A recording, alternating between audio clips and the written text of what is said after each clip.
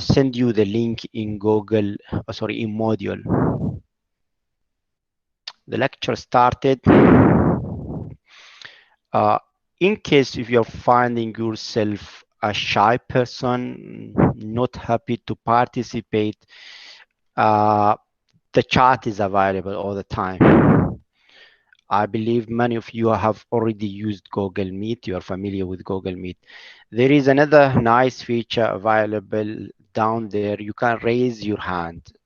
Whenever I say I see a raising hand, I try to wait and see what the questions you have. So here is it. So I'm raising a hand, you see. That's simple. How is it? Make use of it. Another thing, maybe you haven't heard of that. What usually I do, I randomly ask questions. The point is that I'm not sure whether are you following with me. Probably I'm having a problem with the connection, the voice or the video is disconnected. So I will be happy to hear from you. That's very nice. I'm seeing the number of students is increasing. I'm having more than 50 students right now. So the last time, I believe I covered some aspects of the introduction.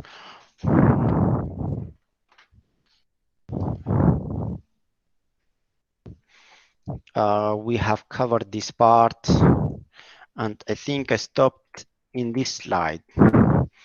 So these slides actually explain the different type of geophysical acquisition or geophysical methods.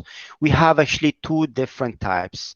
It depends the type we use. It depends on the source type we have. So there is active method. One of the methods is called active. The other method is called passive. So what exactly is the active? Active method is a geophysical method in which we as human have the source, have the control on the source. We make the source.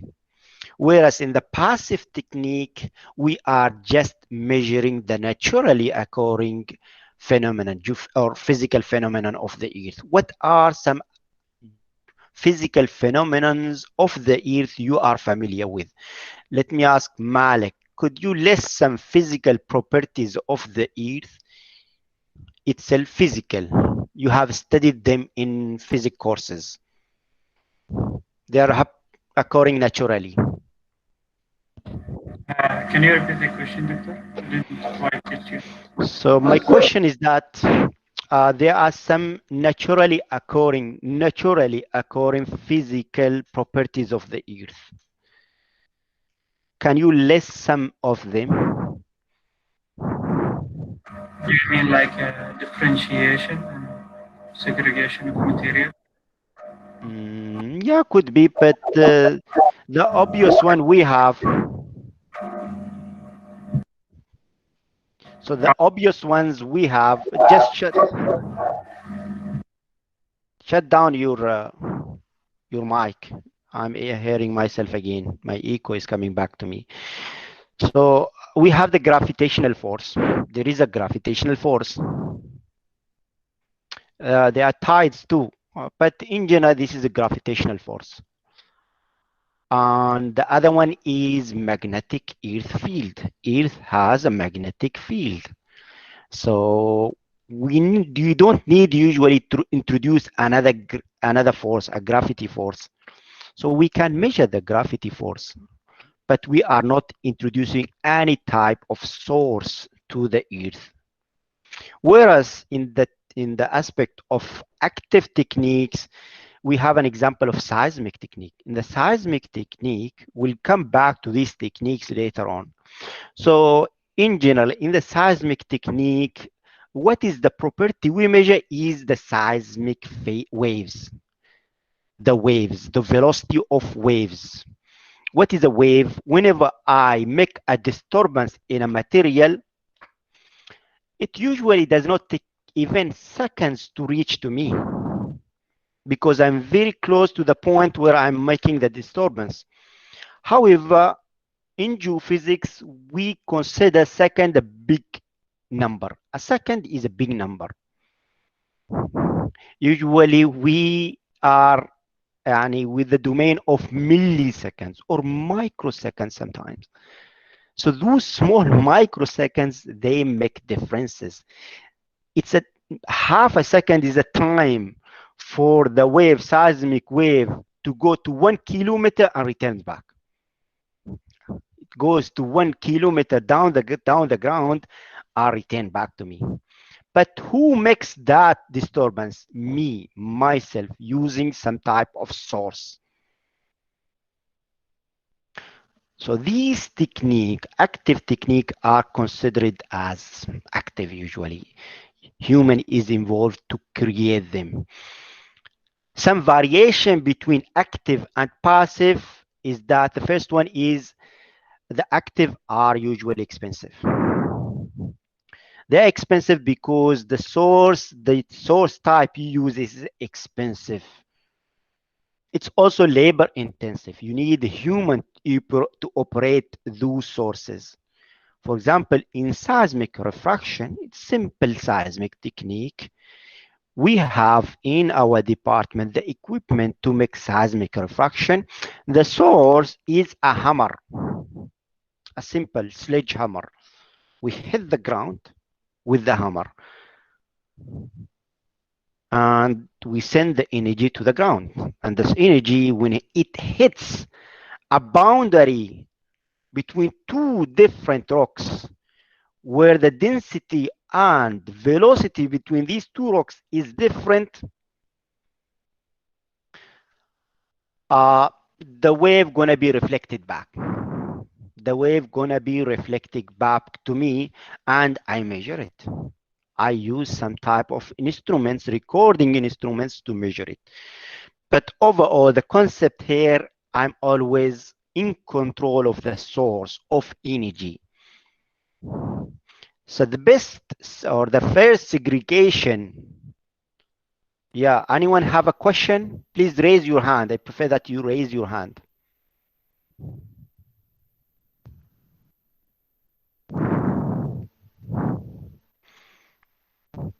Nobody. Salim is probably trying to investigate how Google Meet works, so he made a, a jam file. A jam file is a whiteboard.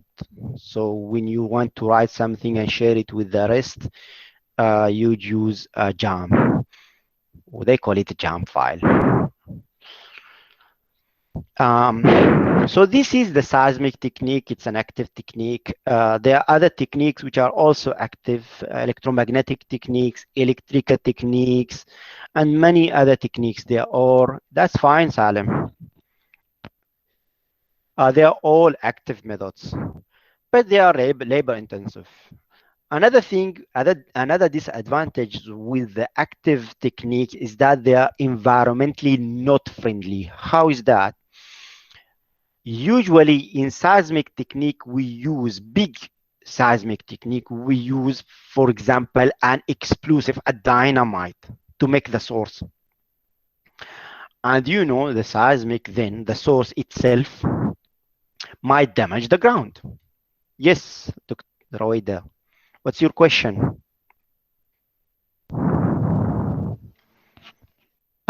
It comes and back goes.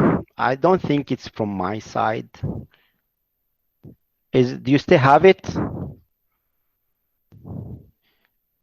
Wait. Your mic, Doctor, your mic. My mic? Yes. Make it a bit away. Far away? Yes. How is it? How is it right now? It's okay now. Is it good? Yes. I was spitting on the mic, so I'm sorry. Whenever I talk, please keep a distance so I don't spit on you.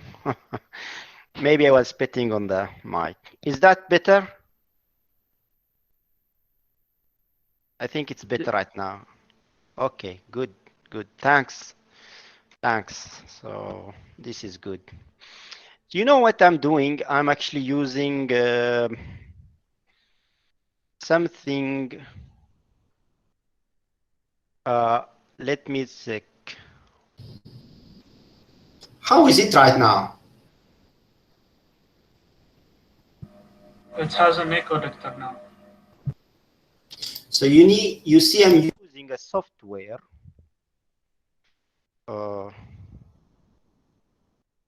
I'm using a software actually, which RTX voice. Now it's okay, doctor. Thank you. Yeah, but I'm using this software, so it suppresses any noises. So the input is my device, this one, the headset I have.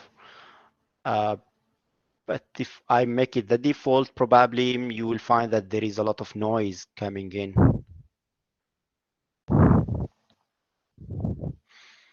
Thanks. I think this is right now better.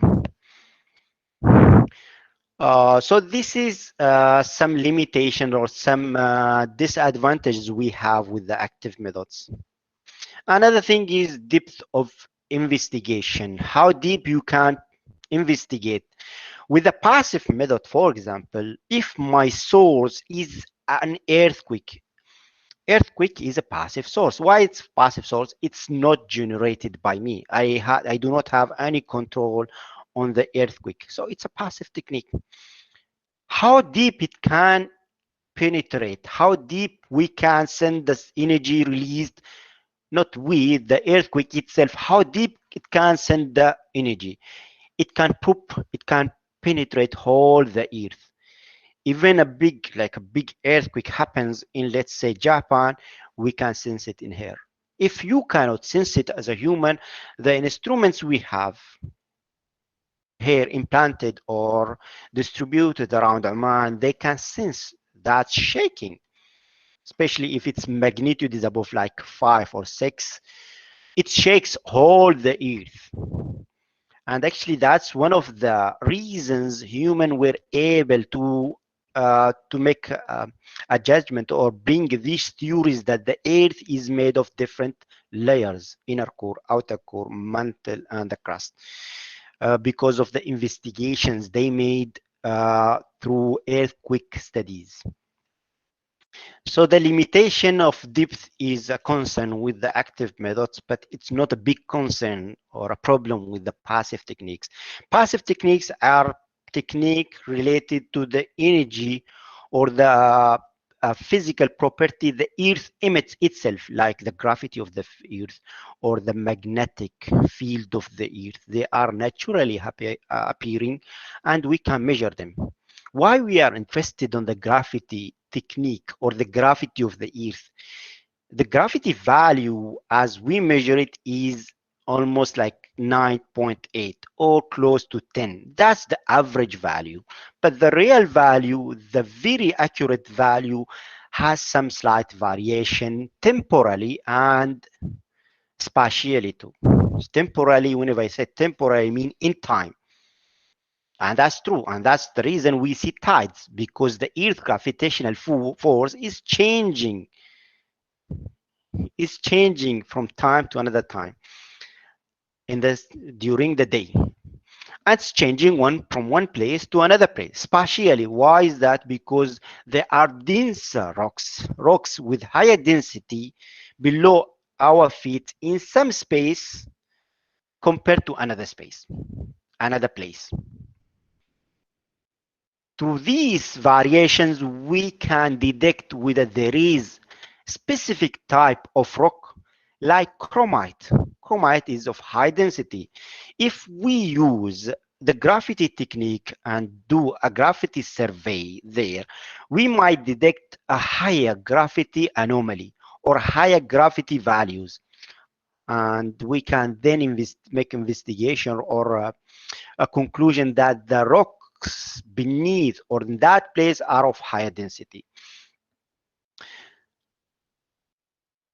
So I talked all of this. So what are the different applications? The applications with active and passive techniques, they are interleaved. There is a point where they meet together.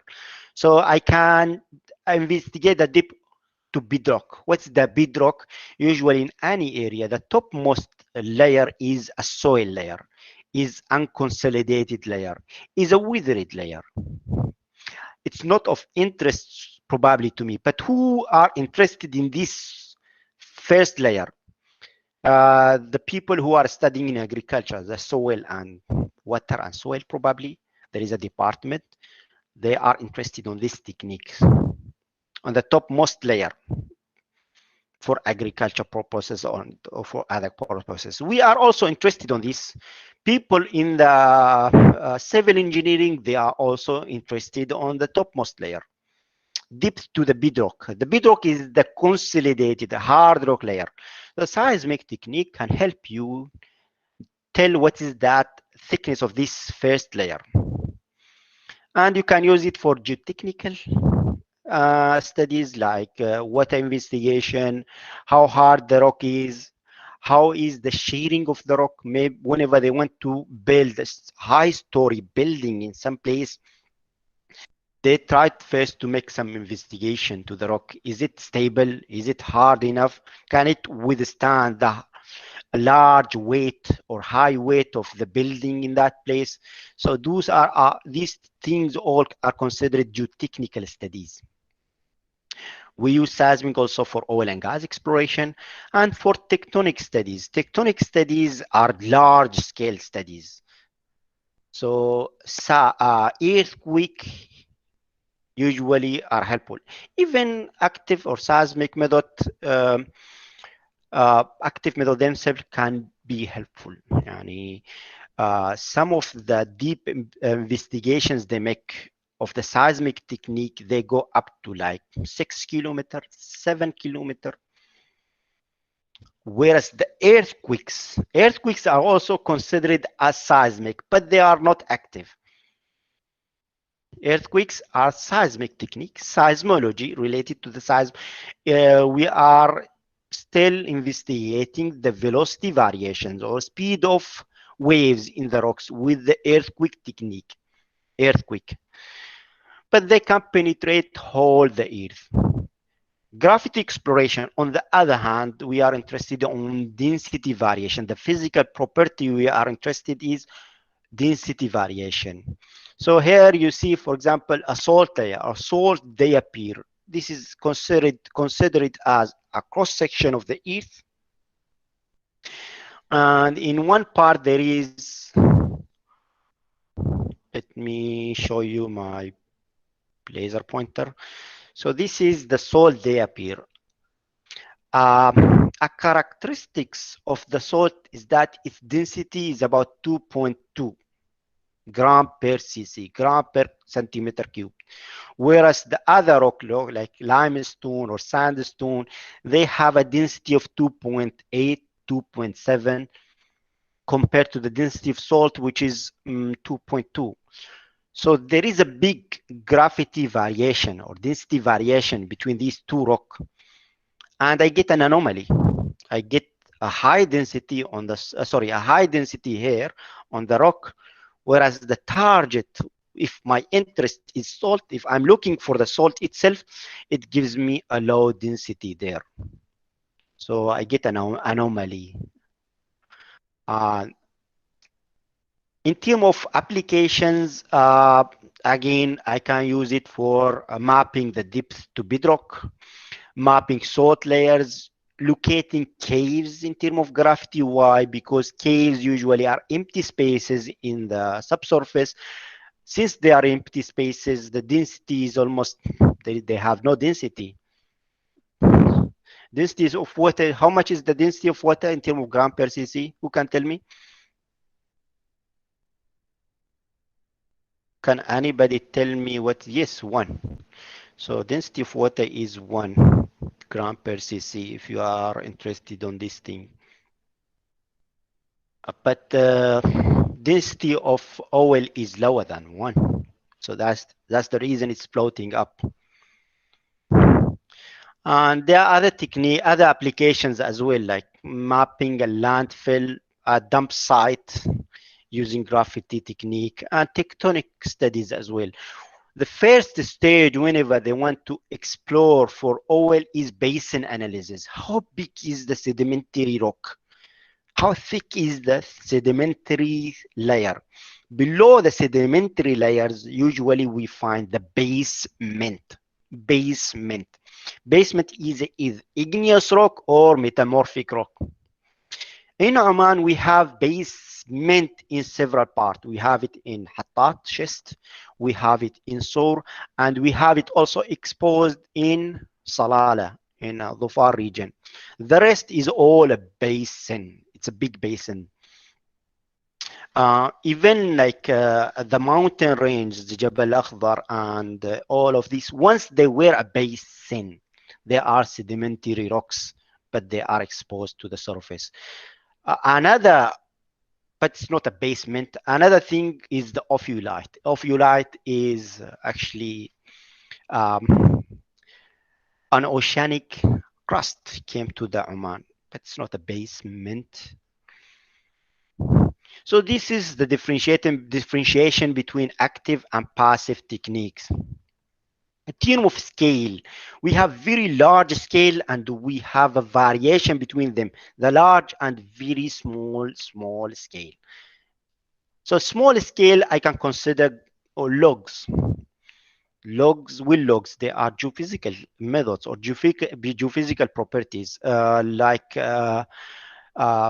delta or sonic logs. Sonic logs, they are actually reciprocal of velocity. They are simply reciprocal of velocities. And what we are doing, how we measure them, we send a wave to the rock and measure it in some other places, usually in two different places. And the delta, the time difference between the measurement in one place and another place can tell me something about the velocity of rock. And in sonic, we have P and we have S. Likewise in geophysics, P wave and S wave in sonic itself. So we have P and S wave. What are they? We'll come back later on once we investigate the seismic method in more detail. But in general, the measurement scale is feet or half meters. Why? Because my source and receiver are apart by just a feet or 2 feet. I have one source which is like small head to the wall of the drill bit or the wheel itself, and there are two measurement equipments measuring how fast or how much time it takes for the signal to arrive to these 2 or 3 or probably more instruments. In terms of large scales, graphite is a large scale. Oman recently was investigated by graphite technique, whole of it. They haven't used ground graphite. They used airborne graphite. And the survey was done by whom? By Ministry of Defense. The Ministry of Defense made a graphite survey, a magnetic survey of whole of Oman, and the company which did the survey is a European company. They used airborne graphite survey. Why they are interested? Because they want these data. They are geological data. They might be of interest to them. And they have the data. They haven't shared it to us because I'm not sure why, but they have it. So the data we acquire, graphite data we acquire with an airborne survey is a large scale, is huge scale, because I'm taking measurement almost each kilometer or each 5 kilometers. So compare these two scales in terms of resolution, which have better resolution. Who can tell me which one have better resolution? Let me ask Ruwaida. Ruwaida, can you hear me? Yes. Which one you think have better resolution?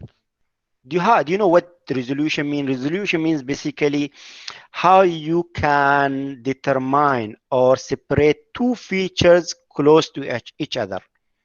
The two features, can you separate them?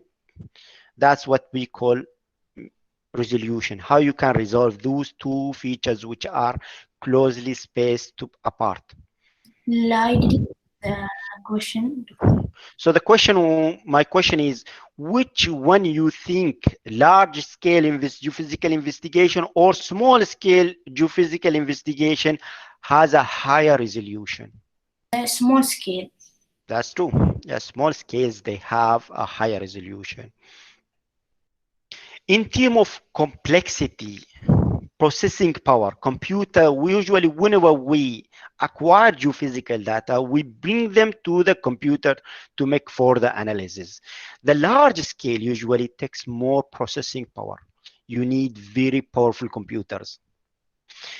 Interpretation accuracy, yani whenever you do interpretation, which one is more accurate? Which one gives you a model of the earth which is closely resembling it, closely matching the real earth? Small scale, because small scales, they have higher resolution. Uh, Correlation is a good technique. Geologists use correlation, is a good technique to bring those different scale together. And I have something of widespread, large coverage area, like gravity data or big seismic data. On the other hand, I have well data. Well data are just a point, one point penetrating down the ground. A good thing you can merge these two different scales together is correlation. Make a correlation. And once you make correlation, because for example, gravity data is of low resolution, whereas the well data is of high resolution, and you are very certain with your data geological interpretation or of your geological model from the well data. That's the well. You are very sure or very certain with your geological data at the well log, whereas the gravity model you have, the large scale model you have from either seismic or gravity or whatever techniques you use, geophysical techniques, they are not very certain. So here we can make a tie. This is a good point. We can make a tie. So you are sure that there is probably at this point there is oil, but I'm not sure how the geology looks like apart from this well. I'm not sure how the geology looks like apart exactly from this well. Why don't bring the geophysical data, the other large scale data I have, and make an integration, make a correlation, make a tie between them? And this is something quite often used in oil industry. How to make correlation between different data, large scale data, especially well data and the seismic data. We'll not go to the point of how usually they make correlation, because I think you study this in some other courses too. But seismic data usually are correlated with well data. And yes, anyone has a question? Muhammad, Yes, doctor. What does the correlation word mean?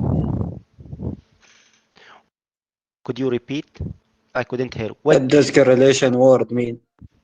Correlation is bringing a tie, bringing a relationship between two different parameters. In terms of definition, correlate, I mean try to match them, try to tie them together. For example, in this well, I have a well, and I found an anomaly, a velocity anomaly, somewhere in this. And I'm also finding it in my seismic data. I'm having it in my seismic data everywhere. But I have high uncertainty I have really high uncertainty in my seismic data. Whereas this is a well data. I drilled the data. I'm very sure of my results here. My model, my geological model I made from the well data. Why I don't make a correlation? Why don't I make a tie between them? This is seismic covering a wide area, whereas this is a well only covering one point in the subsurface.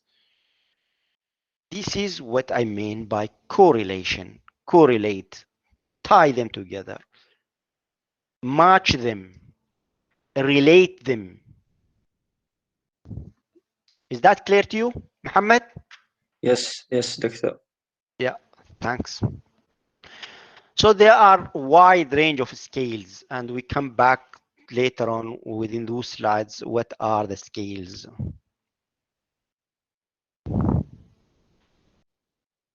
In terms of resolution, resolution actually varies a lot with geological and geophysical data. So gravity and magnetic, actually, they have very, very low resolution. Whenever I talk about, especially in geophysics, about resolution, you need to differentiate between vertical resolution and spatial resolution. Seismic, gravity, all of them, they differ in their vertical resolution and horizontal spatial resolution.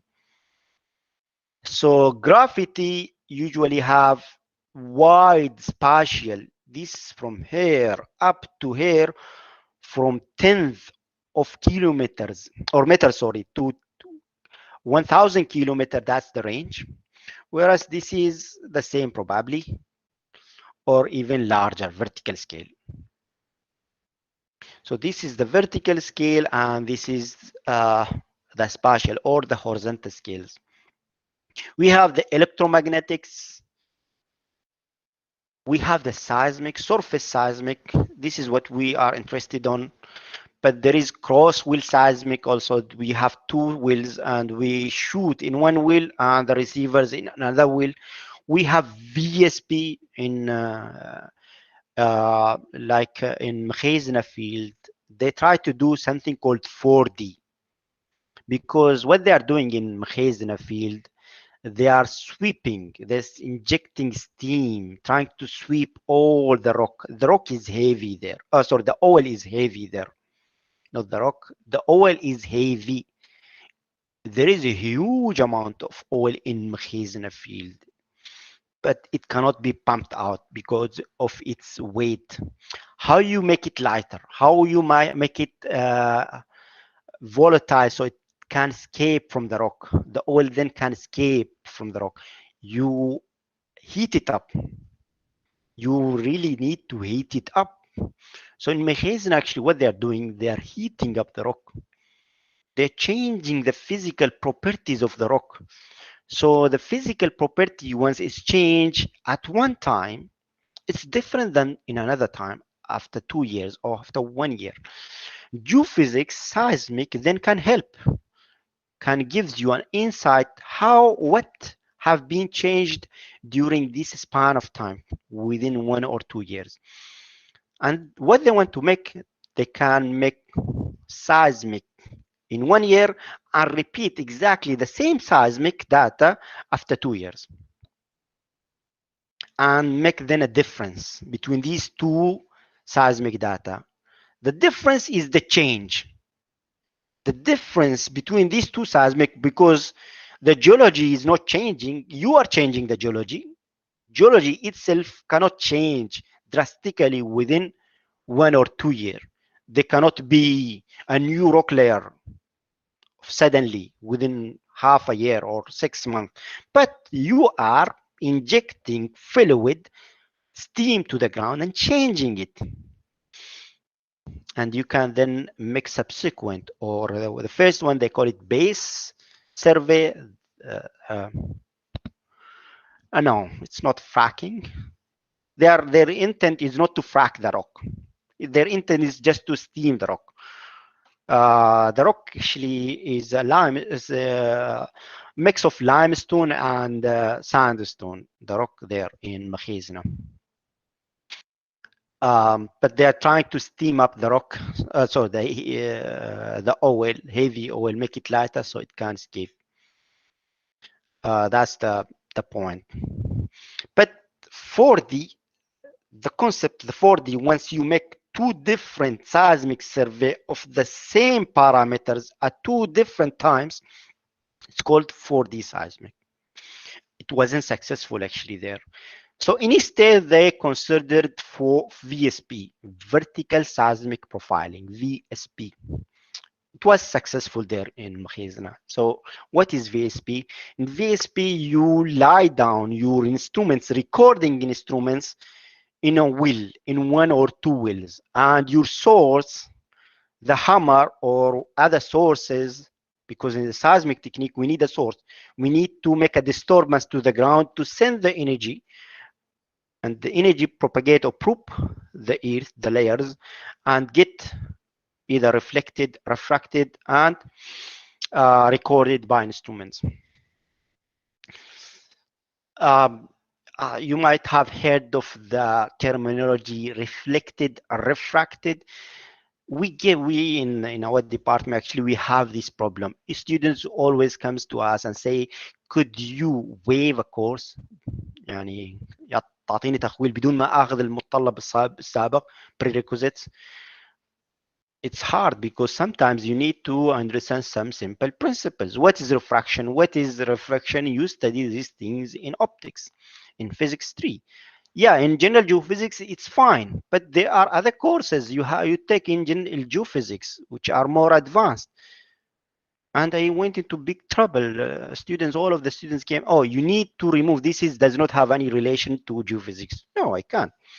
I have studied that course myself. I was a student in here. So I know that there is a relation.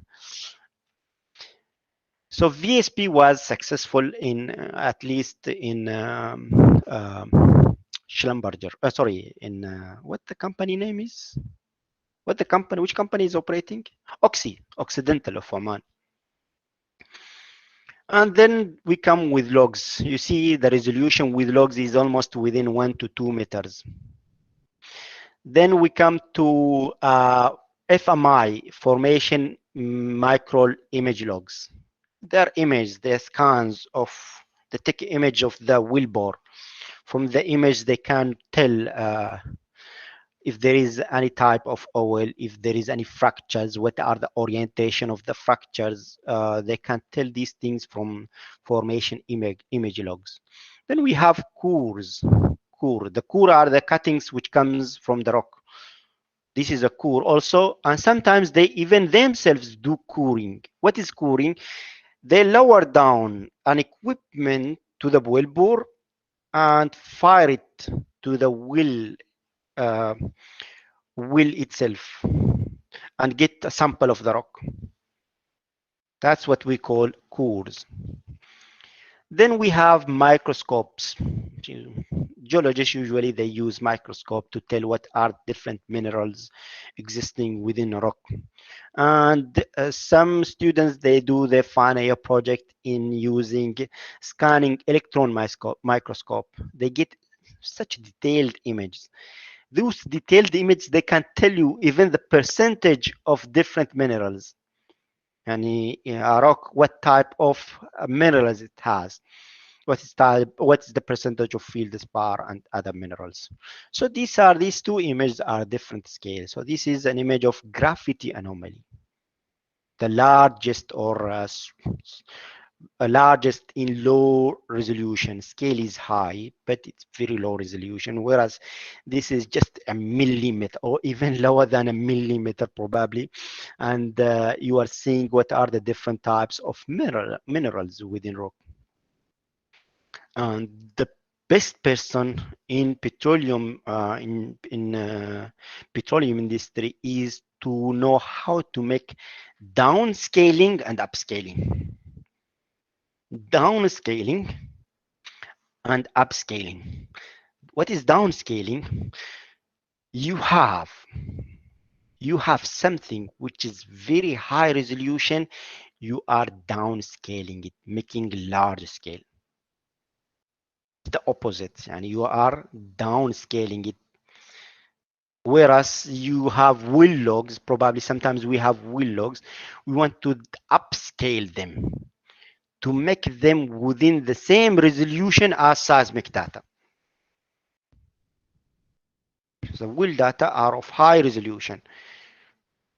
And you will hear this terminology, upscale and downscale my model, geological model in petroleum industry. Either what is the scale of your model? Can you upscale it or downscale it? When it's of large or of like a small scale, when its resolution is high, very high, in industry you need a lot of computer power to process the data, because nowadays everything is computerized. Every modeling and those things are done with computers. You might spend days, even probably weeks, just letting the process to finish. Especially if you feel is very large and your resolution is very small. And let's assume whole of Oman. I want to model whole of Oman, and my resolution is, let's say, 1 meter, and I have my own computer, this small computer.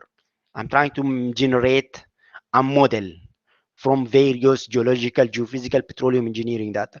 It might not ever finish. It might not ever finish with 1 meter resolution. I need to upscale it, decrease the resolution. I need to upscale my model. Instead of 1 meter, I make it 1 kilometer or to 5 kilometers. So this is how is it, yani. This is how you need to upscale, correlate various resolution data together. Do you have any questions regarding this slide? It may be complicated slide. If not, let me move to the next slide. So what is geophysical survey? Why we are doing geophysical analysis? So we are actually in geophysics trying to measure variation in physical property, either in time or space, either in position or time. Yes, either in time or space. The Mechizna field I talked recently about, they are interested in the change with time because they are injecting steam to the rock, and they want to see what's changing in the physical properties of the rock. So time is a concern there. With position as well, yani, what is the rock density from one place to another place, from one point to another point. And gravity itself is changing with respect to time. Yes, in terms of gravity, the variation in time might not be of geological interest. The pull between moon and the earth, and sun and the moon, and the earth, sun and the earth itself creates those variation in the earth gravity field with respect to time. They are not of geological interest. The geology beneath me is not changing with respect to time, but probably it's changing from one place to another place. There are denser rocks in one place than another place. However, we need to measure both of them.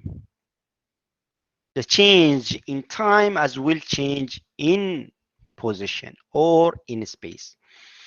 So the geophysicist gets these two data. The signal, the thing I'm interested on, the thing which can tell me the variations in the physical property and some noises. The seismic method, I go back to the seismic method, I'm sensing the earth vibrations, the vibrations I made, I sent, I injected to the ground. However, the time I hit the ground, I don't want anybody to make anything else. I don't want a car moving nearby. The car which is moving nearby at that specific time is a noise. It's generating noise. And my instruments, geophysical instruments, usually they are expensive and they are very sensitive, very, very sensitive. So those receivers, they can even detect an airplane flying on the air. So you see how sensitive they are. So the airplane, the waves generated by the airplane, they are noises. Geophysicist who understand the noise better than the signal is a good geophysicist. So it's noise, I'm interested actually on the signal. The signal is the thing related or emitted from the ground, which gives me an idea about what is beneath my feet, how the subsurface looks like. Whereas the noise is something from outside. It's man-made. It's not of interest to me. So we need to separate, get the signal and remove the noise. And geophysics actually goes by different stages. Yeah, there are various stages. The first stage, usually before data acquisition, before you go to the field and acquire data, is planning. You have already some idea about the area, you need to make a planning. The planning is usually involves what equipment I use, what is my target, what I'm interested on. Am I interested on finding oil and gas, or I'm interested on finding some ore bodies, some minerals, some type of rocks? Am I interested to find there is a fracture or fault in the subsurface? What exactly I'm looking for? What geological problems I need to answer? What my, if you are like working as a contractor, what my client is requesting, what my client is asking me. There are a lot of government projects. For example, they want to know landfill area. What is the effect of landfill in certain area? Is there a leachate or penetration of fluids, harmful fluids to the underground water or not? So for this specific objective, what type of methods are more appropriate? Whenever I say methods, geophysics is made up of different methods: seismic, gravity, magnetic, electromagnetic, electrical, and various. But those are the main important ones. So you need to know what is before data acquisition, what's my purpose? And you calculate your budget. You have your budget, so you make your survey according to what budget you have. This is all in the planning stage. Then you go to the field and acquire the data. You acquire the data. So these two, setup and property, these are within the planning stage. You need to collect what are the various data are already available about the area. Do you have any old data or not? Can I use those data to make better decisions how to lay out my geophysical survey, field acquisition? The next thing, the data acquisition or the survey. You take your equipment, you bring your team, you maybe hire some employees, some like normal employees, because mostly in the field acquisition, they need 2 or 3 expert people who are geologists or geophysicists, who know how exactly to operate those equipments or those expensive machines. The rest of the people usually are just normal Indians. They even don't know what's geophysics. They even don't know what exactly we are doing. That's true, because I worked in seismic acquisition seismic acquisition team. Seismic acquisition team in the desert for almost 2 months. And the workers there who plant these equipment, they are normal people. So the first part is data acquisition. Then you bring your data to the office. We do a data reduction. Data reduction is basically removing, not removing the noise, but removing anything which is not related to the geology. We'll come back to that later. Then once I have my data reduced, I do some filtering. I remove the noise. There are various techniques how to remove the noise and keep the signal. It's always impossible to have noise-free data. It's always impossible. And then I do more advanced processing. These are more advanced for processing. Again, the principle here is to remove some noise and make the data ready to convert them to geological Earth model, and to convert them geophysical data, physical properties to geological properties, number of layers, what is the rock type. This is modeling. That's what we name model. Model is some simple representation of the Earth. That's what I name a model, a simple representation of the Earth in terms of physical meanings. The rock density, it's different rock. Okay, it has a density of blah blah. Okay, I can consider this rock as limestone or sandstone or whatever. It has a thickness of that much, and it's the coverage or how much it's widespread. I can make some guesses or some calculations. They're all within the stage of modeling. So you modeled your data is ready. You need to bring it to a geologist or a petroleum engineers to make judgment, then to make use of this data for their own purposes. The way I see the data, usually geophysicist, is different the way geologists like to see the data, or petroleum engineers. We read the data as geophysicists in a different way than other people want to read the data. I want to see, for example, density variations, but the geologist likes always like contoured maps which have contoured. The contouring you already studied in geology 1. So make better visualization. Present your data to the team you have in the company or your peers you have in your own company, probably in different way, in better way, so they can make their geological interpretation finally. Once the geological interpretation have been made, they can make better decisions. For example, for oil fields, how we develop the field, where the next well is supposed to be drilled, how much more drilling we need. Is it going to be vertical or horizontal well? It all depends on geological interpretation.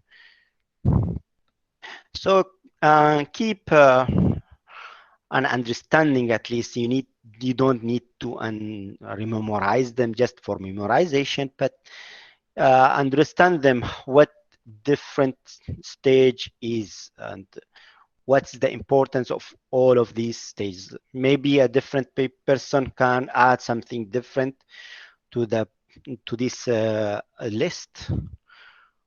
However, this is my list, and I consider it complete.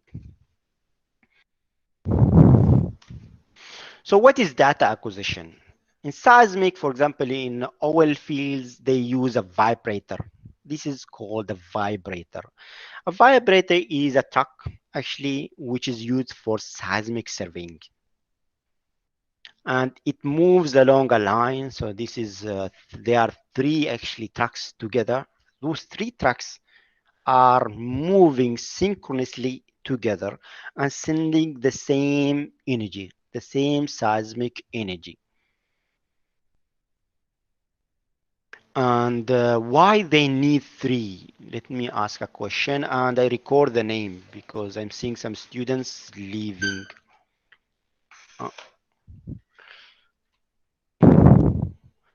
I randomly select Asad الحاتمي. Asad, are you around? Yes, yes, Doctor. Okay, good, Asad. Asad, why you think they need 3 vibro or vibrators instead of just one? If I count them 1, 2, 3, they are working synchronously together. Do you have any idea? If you don't have, that's fine. I don't have idea, Doctor. Okay, that's totally fine. They need 3 because they want the source to be more stronger. The seismic source, they want it to be more stronger. It needs to go deeper into the ground. It's similar as if I'm alone trying to break something. I cannot break it, or cannot do a change to the thing. But if I have a group of people or big team working together, we can do it.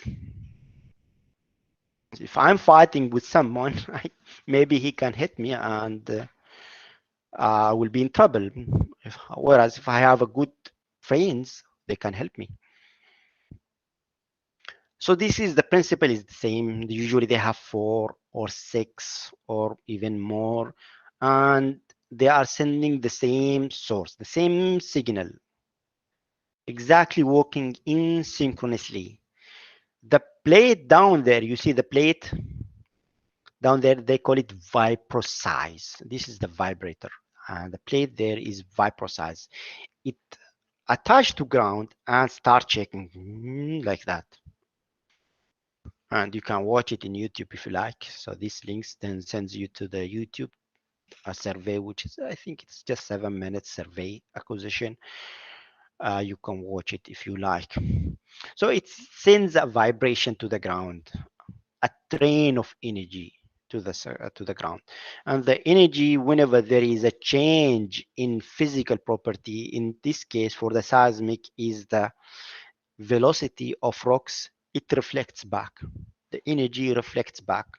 Some of the energy transmits to the deeper rocks, whereas some percentage will be reflected back. The reflected energy will be recorded by instruments. How strong is the reflection? How strong is that reflection is actually a representation of how big is the variation in velocity between these two rocks at the interface. There is an interface, upper layer and a lower layer. If the velocity variation between these two is small, the reflection energy is small. If the variation is so big, the reflected energy is high. If these two have the same velocity, what happens? Let me ask another person.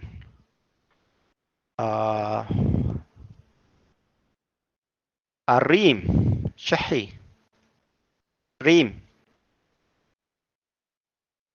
can you hear me, Reem? What happens if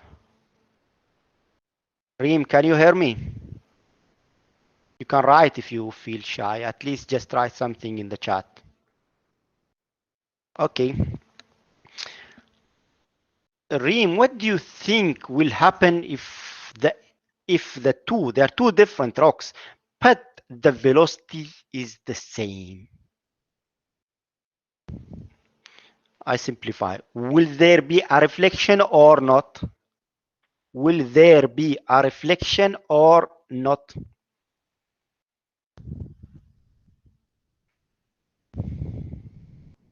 No. Yes. So again, back to the point we made earlier. Variation in physical quantity. If there is no variation, even the rock are different rocks, there is no point of doing any geophysics. See how simple is it? Yes, maybe sometimes the geology is the different. The rock type are different. However, So the question Rawaida is asking, the question is, I was explaining in here, whenever there is an interface between two different rock layers, an interface, and I'm using the seismic technique to make a survey, geophysical survey. Those vibrators, they send seismic energy, seismic waves in all direction. It moves down from the source. Here is the source. I make a hit, it keep moving down. Whenever it hits this interface between two layers of different velocities, it reflects back to the surface. That interface. The reflection depends, the reflection amount of, or how strong is the reflection, depends on the velocity contrast, the difference in velocity between these two layers. The larger the difference, the stronger is the reflection of the energy. The reflected energy, which is reflecting back to the surface, needs to be recorded. I already have instruments light down on the surface of the earth, and those instruments are recording the reflected energy. My question was, what happens if there are two different rocks geologically, but their velocity is the same? Would there be any reflection or not? Would the energy gonna be reflected or not? No. No. So that's answers in here. Question: variation in physical quantities with respect to position or time.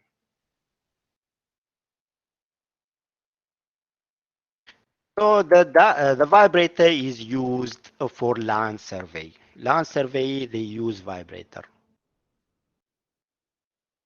Yeah, the reflection in terms of velocity, in terms of seismic, depends on the velocity. The velocity contrast. There is a velocity contrast or no. If there is no velocity contrast, seismic will not work. You need to find a different method then. Maybe gravity will work, maybe electromagnetic will work. Yeah. That's how the geophysics work. Usually that's the reason they try to integrate or use different geophysical technique in the same area for the same problem, investigating the same geological problem they have. Back to the slides. So we use vibrator for land survey, whereas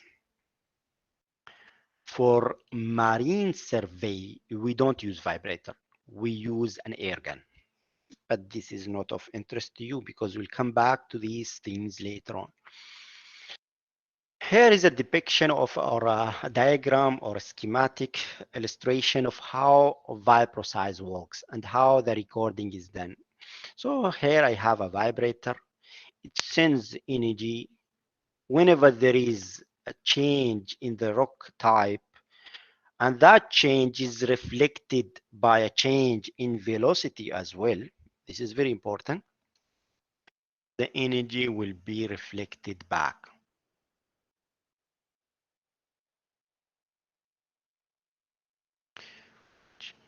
No, it's one. They are working. The question was why the one of you, one of your colleagues, actually Ahmed Hinaya, is asking why we need 3 tracks.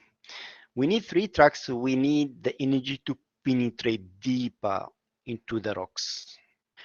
They work exactly as one track. Yani they are in synchronization. If there is a slight phase change, or delay in time between one vibrator and another, they repeat the shot. And even milliseconds change, even lower than microsecond change or difference between one vibrator and another, they need to repeat the shot. You see how important is it? They obtain the results, they record them here. So they have recording, they obtain the results. The energy is sending from one point. They consider the energy as one point. So these are 3 tracks. Where is my point of gravity? The point of gravity, myself, my point of gravity is maybe my stomach. Center of gravity. Center of gravity of some shape. So 3 vibrators. Where is the center of gravity? Is in the middle. So that's the point of source. That's the point of source. Even though they are farther away by like almost, let's say 6 and R or 12 meters, 12 meter, 12 meter, and this is the middle one, 3 vibrators. But this is the center of gravity. They name it center of gravity. They name it by actually the center of gravity in the oil fields. And they consider that the energy is sent exactly from this point, the center exactly from where the plate is, the middle plate. That's the plate. Where the middle plate is located, that point is the center of gravity. If there is a half meter or 1 meter differences, that's fine. It's not big deal because your scale is so big. The distance from here to this geophone here is probably 5 or 6 kilometers. So small differences, small half meter, 1 meter is fine. So this is how it looks like. They reflect whenever there is a change. And I'm interested on primary reflections. I'm interested on these primary reflections. There are some multiples. So the energy hits this one, hits this layer. You see this one? It's hitting it, going up. This is not the surface.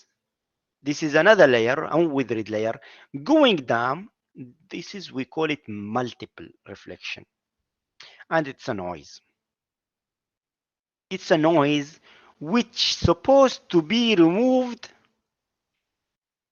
at this stage, data processing. Simple signal noise is not easy to remove multiple.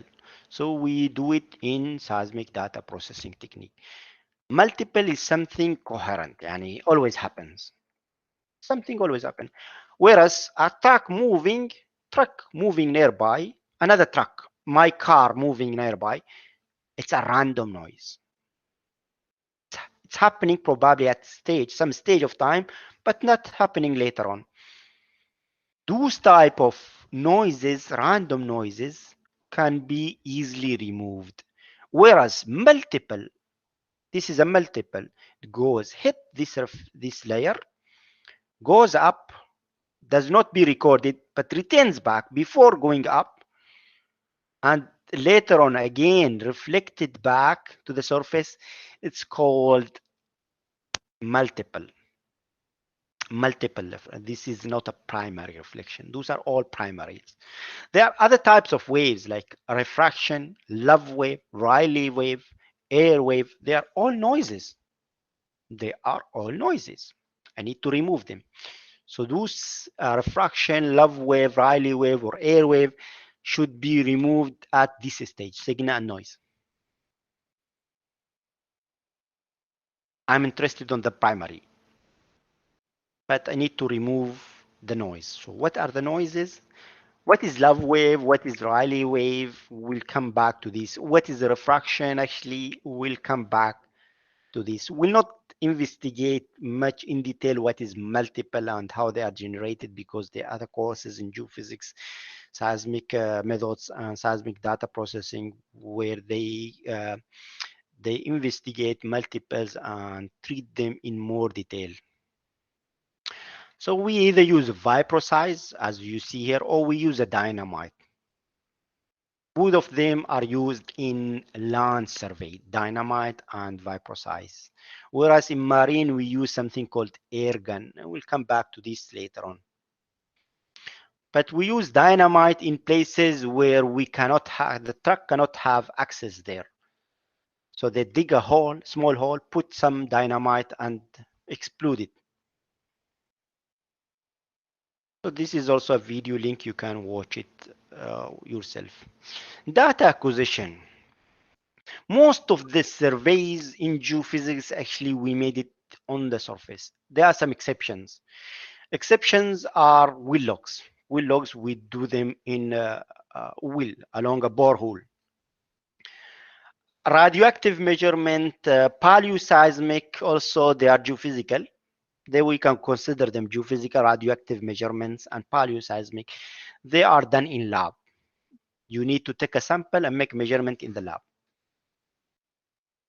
Whereas most of other seismic gravity, they are made on the surface or in sometimes airborne survey. Magnetic and gravity can be airborne surveys. So how we make the survey? So this is, you see this block or this line, we assume that this is the geology I'm interested on, to see what are the different layers. And they make some profiles. This is one profile, another profile, third profile, or they call them traverse. And each point is a point of reading. This is the black dot you find is a point of a reading. I take reading along these points. And the spacing between one point to another point defines many things. Defines probably what is the resolution, how accurate is your resolution. You can bring these profiles closer together, so your resolution gonna be higher. It all depends on other things, and it depends on your budget, how good you have access to the area or the site. Maybe there is a house, a private property of someone, you cannot have access there. So you need to make deviation to your survey based on access you have or how easy to make those measurements on the surface. So these are points, the points of measurements, and the rest, the line, themselves, they are called profiles. This is my one profile, another or third profile. And we take measurements. We are interested on physical properties. For example, this is a magnetic survey. This is doing magnetic survey. So this line is along one of those profiles. All of these points you see, they are measurements you made during the field. Those are the measurements you made during the field. We have high magnetic susceptibility, and it's represented in my profile as an anomaly, a difference in physical property, a variation in physical property. If these two layers, if there is no this target, the target is actually the thing or the rock I'm interested on. Whereas the host is the rock hosting this target, surrounding this target. And there should be a variation in the physical property between the host rock and the target to make an anomaly, to create a difference.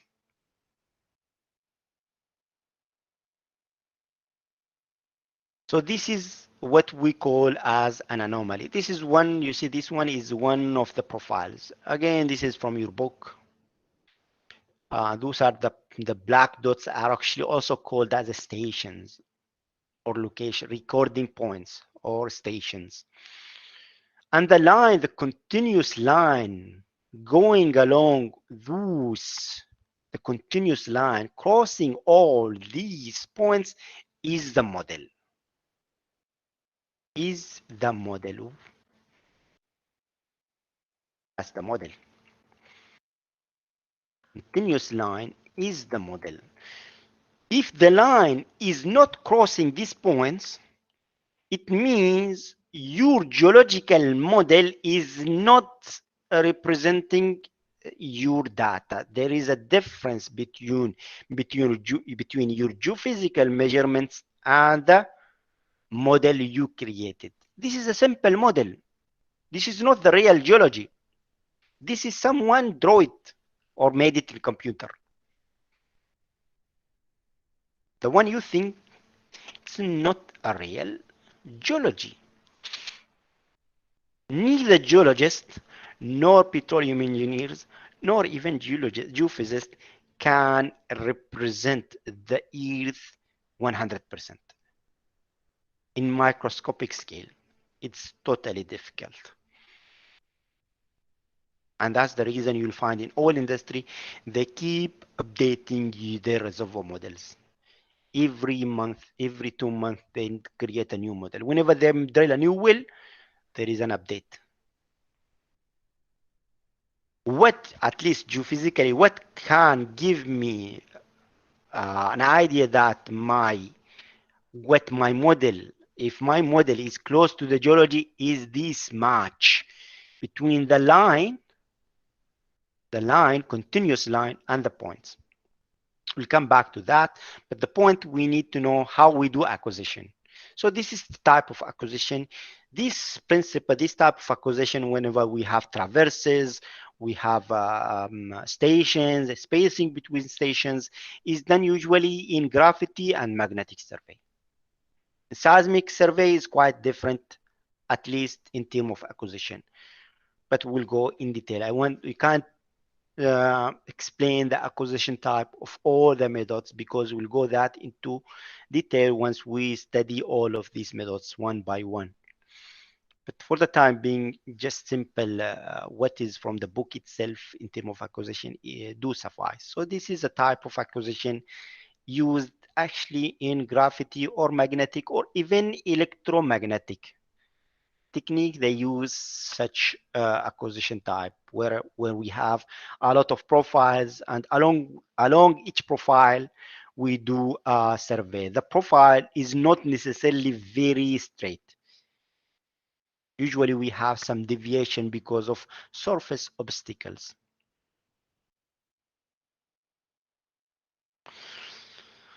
So the grading usually can be very regular. The grade, this grade is the point you take the measurements.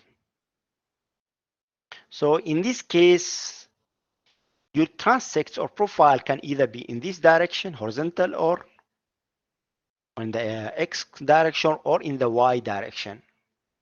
So you can consider them either in this direction or that. This is a regular grading survey. Each of these points are point of measurements. You go take your equipment and take a measurement there in this point. Usually we like our grid to be very regular grid. We like such grids in geophysical surveys, but not very possible. It's not always common. Why? Because of obstacles, because of surface obstacles we have. So we deviate slightly from our ideal case, which is a regular grid. And later on, we contour them. We take our measurements. We measure the physical property. If I'm doing gravity survey, what I'm measuring is actually the density value at this point. And I measure the variation from one point to another point. And finally, I create some contour maps. This is a contour map. The contour map is telling me what point is of high, for example, density, and which point is of low density. And the geologists, they like to have such maps. Data reduction. So I have finished my acquisition. I ready to have or go to the next stage. The next stage is something called data reduction.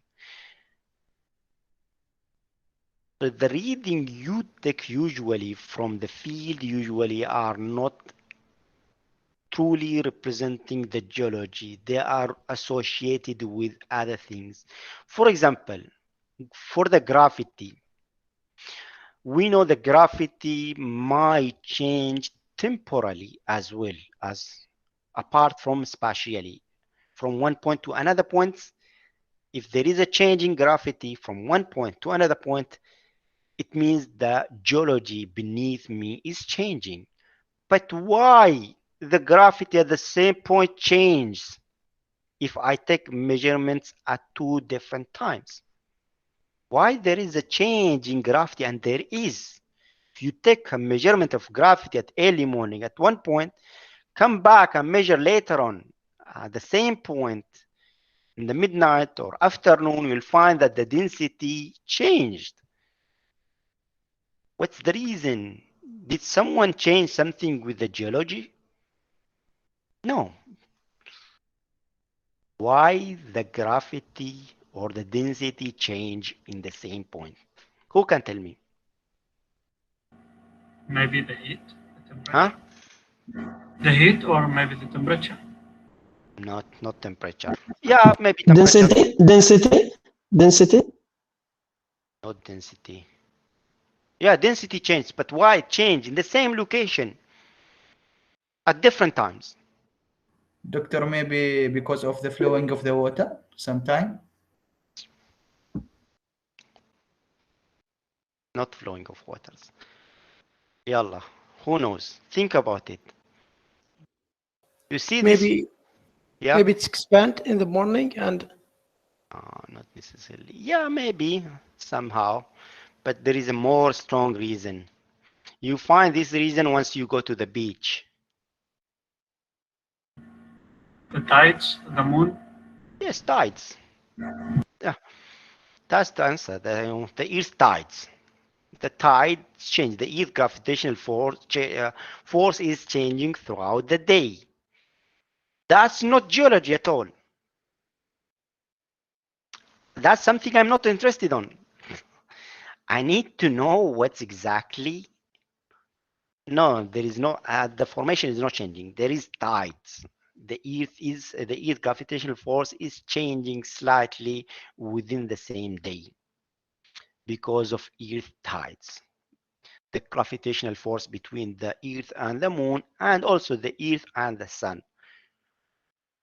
But this is not of geology, so I need to remove it. I need to remove it. How I remove it? There are some ways to remove it. I will not go to the details because we will study that. But the process called what? The process called data reduction. The data reduction. The process itself is called data reduction. Okay, another question. What happens if I take the measurement at the same point but a higher elevation? What happens to the gravity value? If I keep away from the center of the Earth, what happens to the Earth gravitational force? it will reduce. It will be reduced. It will decrease. Yes. It will decrease. It will be reduced. It will be lower value. Why? Because I'm away from the center. You know the gravity law. There is an R squared. There is an R. Newton's law, sorry. So the R, the higher is the R, the higher the R is the lower the gravity force. But this is not a geology. This is just me taking a reading at a higher elevation. So I need to remove this effect. I need to remove this effect. So you see this is your surface. That's the target. If you take the reading, you will get something like that. The gravity is higher because you are closer to the center of the Earth. If you are going, the gravity force is decreasing. Again, it's increasing slightly because of this target. But you went to the highest point, the gravity is the lowest. It's low. It's the lowest. Again, you come to the center of the Earth, you are reading, your gravity value gonna be increasing again. But this change, this trend is topography trend. I need to remove topographic change, effect due to change in topography. topography is not geology, is not a geological rock, is a feature of the surface of the earth. I need to remove it. This process is called data reduction. Once I remove it, it becomes something like that. So you see, that was the one I saw before. This is the real one. This is what I'm interested. This is how I see I supposed to see the anomaly. That's how I supposed to see the anomaly. And what's anomaly in geophysics is something which have a value different than the host rock, either below the surrounding rock or above the surrounding host rock. Host rock is the background rock.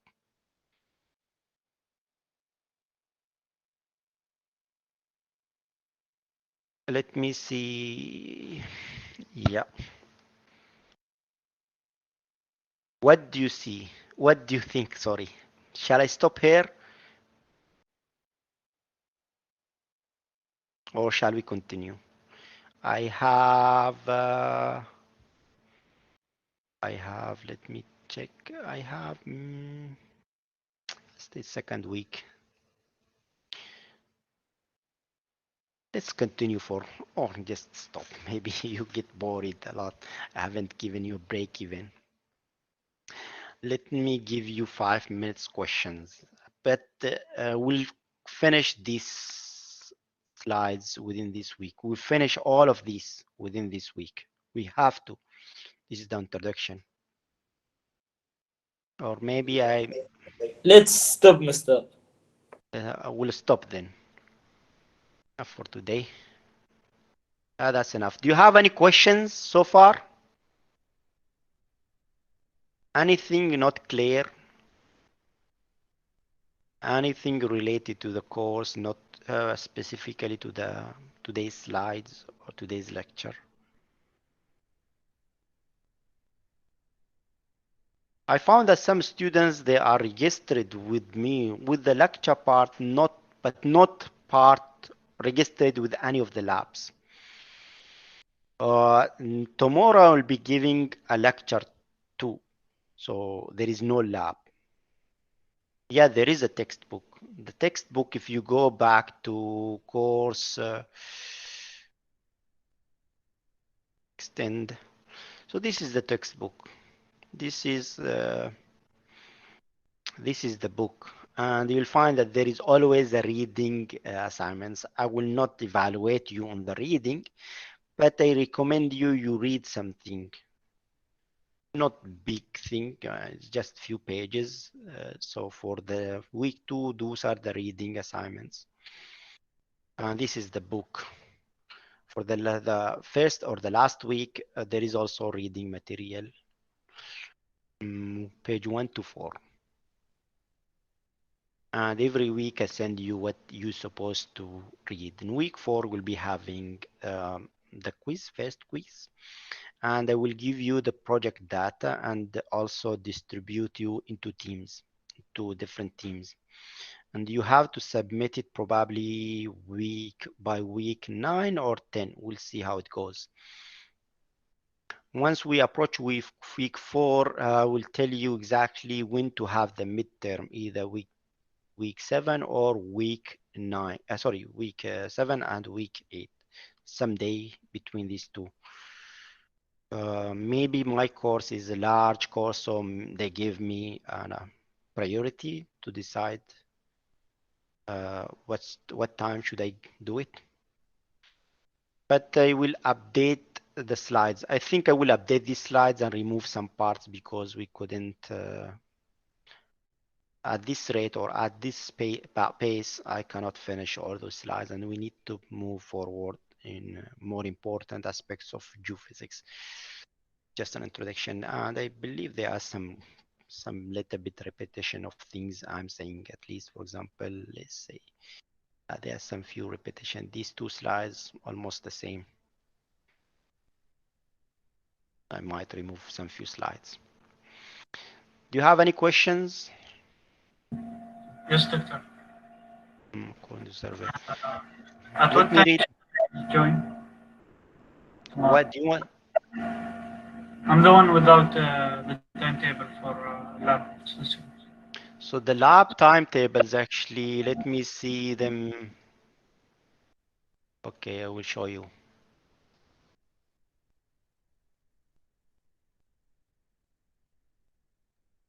Okay, timetable. So this is today, Sunday. We have it tomorrow, the same time, or either Tuesday, also the same time. You can attend either of them. But I will record whenever I have only theory, like what we had today. I will not do the lab again, because why I talk? There is no point me talking again twice. I can record it tomorrow, and for Tuesday I just post the link to the video and you can watch it yourself. That's only whenever we have theory, or the lab is also theory, but it's not common. We'll have a lot of lab parts. So this is these 2 times. We have it the same time tomorrow, Monday and Tuesday. Let me see, I think I saw a question somewhere. According to the survey, if the target is elongated like mineral vein, on the other hand, if it's not elongated, how can we distinguish? Adnan Al-Hinai is asking if the target is elongated like a mineral vein. On the other hand, if it's not elongated, how we can distinguish it? Yeah, that's a good question. What he's saying,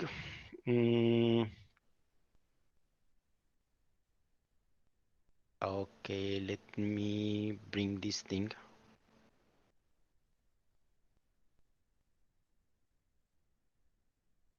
Seeing something behind me.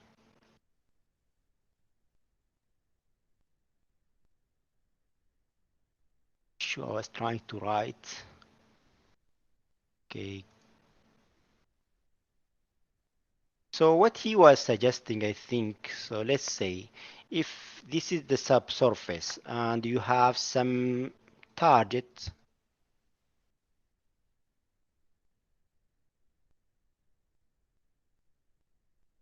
Oh, it's not writing. Yeah.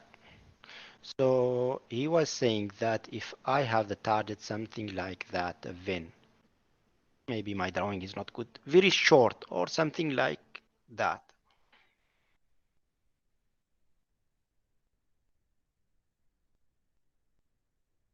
So how I do my profile? If I'm having my profile something parallel to that. So let's say parallel. No, that's not good. You will not get the anomaly from this vein.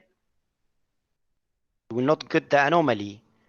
So you need at least to have an idea, maybe an idea how your target is elongated.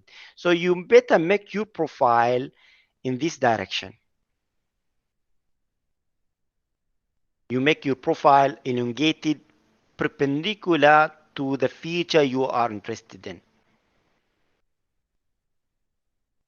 The profile is supposed to be all the profiles perpendicular direction to the thing you are interested in. And usually if you are having no idea at all, make some few different profiles. And one profile, make one profile perpendicular to it, something like that.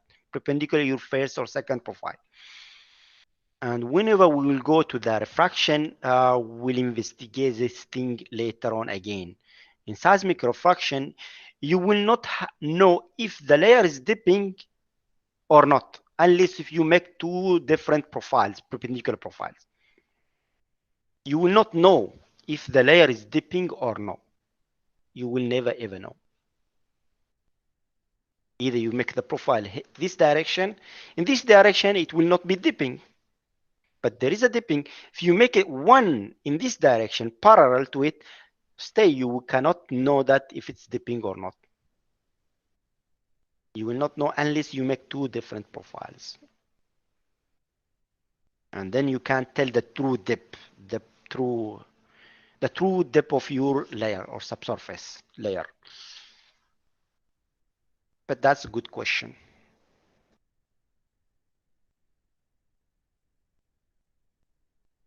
Any further questions? Yeah, you will then know the dip angle. Make it parallel to the dip to the profile elongation, يعني profile elongation direction, perpendicular to the profile always, especially in gravity and magnetic techniques. Whereas 3D seismic is a 3D, يعني. If you do a 3D survey, gravity, magnetic, it does not matter then. If you're doing 2D survey, geophysics, the survey as well are either 1D, 2D, or 3D, or even 4D. 4D is making 3D in 2 different times. In 4D is actually making survey in 2 different times. So there is a 4th dimension, which is time. X, Y, Z, and time. If you are doing 4D gravity or 4D, it's very common to do 4D gravity. Like the grid I saw you, like the grid you have seen probably here, it's 4D. So it does not matter in which direction the vein is elongated, or maybe a dike elongated. It's not an issue then for 4D, that 4D acquisition. Any further questions? If you don't have questions, I'm closing. Maybe whenever I make any change in the slides, I will notify you. Whenever I see that I cannot finish those slides, I better remove a couple of slides or decrease the amount of information in the slides. So thank you very much. Before closing, I need to stop recording.